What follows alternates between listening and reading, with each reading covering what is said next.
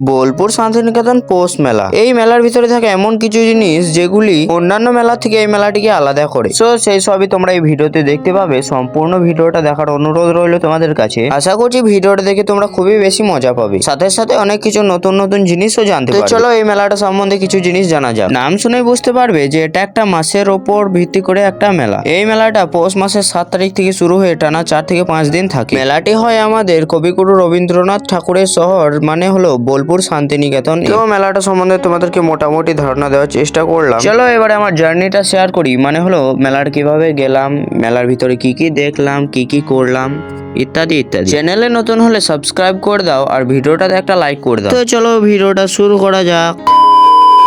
সবার প্রথমে আমি রেডি হয়ে গেলাম শার্ট প্যান্ট পরে, আর এখন অত্যাধিক শীতের জন্য আমি সোয়েটার আরো শীতের কাপড় পরে নিলাম। তারপরে বাইকে চেপে বেরিয়ে গেলাম আমাদের সেই বিশ্ববিখ্যাত মেলা দেখতে যাওয়ার জন্য। কিছু রাস্তা অতিক্রম করার পর আমরা চলে আসি সে আমাদের বোলপুরে। তো সেখানে এসে হালকা ট্রাফিক কে এড়িয়ে আমরা চলে যাবো এখন মেলা। তো চলো তোমাদেরকে একবারে মেলার ভিউটা দেখাই।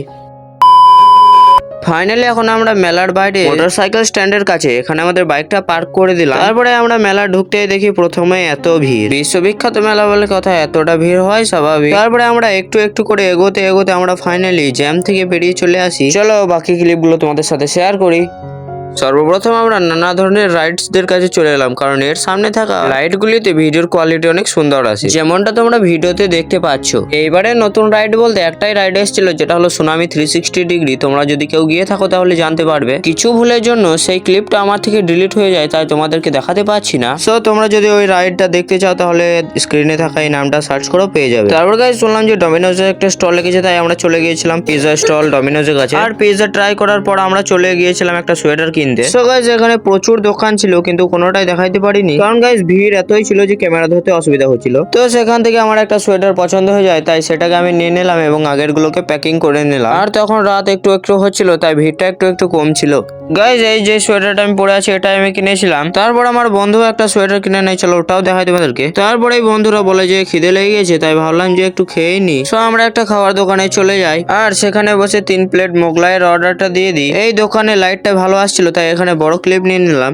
আর বলতে বলতে আমাদের মোগলাই চলে আসে, আর এরা কিরকম খাচ্ছে দেখো শুধু। সো ওদের সাথে আমিও খেতে লেগে গেলাম। আর খাওয়া দাওয়া কমপ্লিট করে আবার আমাকে ব্যাগ দুটো ধরিয়ে দেয়, সেই দুটো ধরতে ধরতেই হাঁটছিলাম। আর গাইস এই প্রাণী দুটোর সঙ্গে আমি এসেছিলাম। তারপরে আমরা কিছু দোকান ঘুরছিলাম, তো ভাবলাম যে চুরির দোকানটা একটু দেখিয়ে দিই। আর পাশে ছিল অনেক সানগ্লাস। আর তারপরে দেখতে পেয়ে যায় এরকম ফুলগুলো, যেগুলো দেখতে খুবই ভালো লাগছিল, তাই ভাবলাম যে ভিউটা তোমাদের সঙ্গে একটু শেয়ার করি। এইসব দেখতে দেখতে আমরা ফাইনালি চলে যাই একটা আইসক্রিমের দোকানে এবং সেখান থেকে 3টে আইসক্রিম নিয়ে নিই। আর বন্ধুকে ক্যামেরাটা ধরিয়ে বলি যে আমার একটা ক্লিপ নিয়েই নে।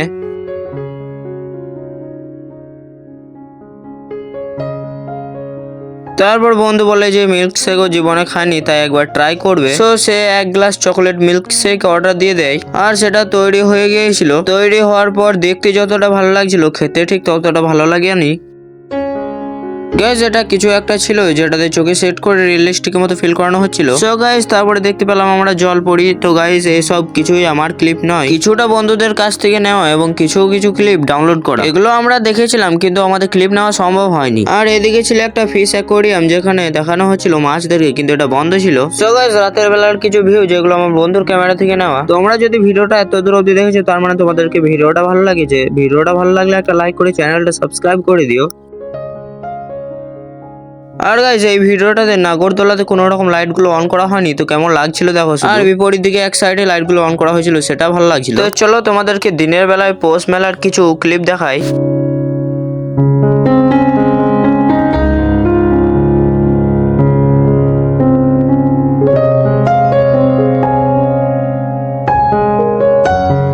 তারপরে গাইস আমাদের মেলা দেখা কমপ্লিট করে আমরা দেখতে পেয়ে যাই এরকম একটা আকর্ষণীয় জিনিস। প্রথম দেখাতে কেউ বুঝতেই পারবেন না যে এটা কিভাবে সম্ভব। তারপরে দেখতে পাই জ্যাক অলিভ অয়েলের এরকম অ্যাড করছে এরা। সো ওরা করুক, আমি এখন মেলা থেকে বেরোই, তোমরা ভিডিওটা দেখতে থাকো, অনেক কিছু বলবো পরে। সো গাইস যখন আমাদের মেলা দেখা কমপ্লিট, আমরা এখন বেরোবো। চলো ভিডিওটা দেখতে থাকো, তোমাদের সঙ্গে আরো কিছু শেয়ার করি। মেলার বাইরের বাড়িটা বেশ সুন্দর সাজিয়েছিল লাইট দিয়ে। গাইস তারপরে পার্কিং থেকে গাড়িটা বের করে আমরা বাড়ি যাওয়ার জন্য বেরিয়ে যাই, কিন্তু কিছু সমস্যার জন্য আমাদের গাড়িটা থেমে যায় আর আমাদেরকে একটা জায়গাতে দাঁড়াতে চালাতে হয়। সো সেই সমস্যার সমাধান করে আমরা আবার বাড়ি চলে যাই। সো গাইস আজকের মতো ভিডিও এত দূরই। ভিডিওটা কেমন লেগেছে একটু কমেন্ট করে জানিও। আর গাইস এই মেলা সম্বন্ধে তোমরা যদি কিছু জানতে চাও অবশ্যই কমেন্টে জিজ্ঞাসা করো। আমি আমার পুরোটা দিয়ে চেষ্টা করব তোমাদেরকে সেটা জানানোর। আবারও বলবো চ্যানেলে নতুন হলে সাবস্ক্রাইব করো।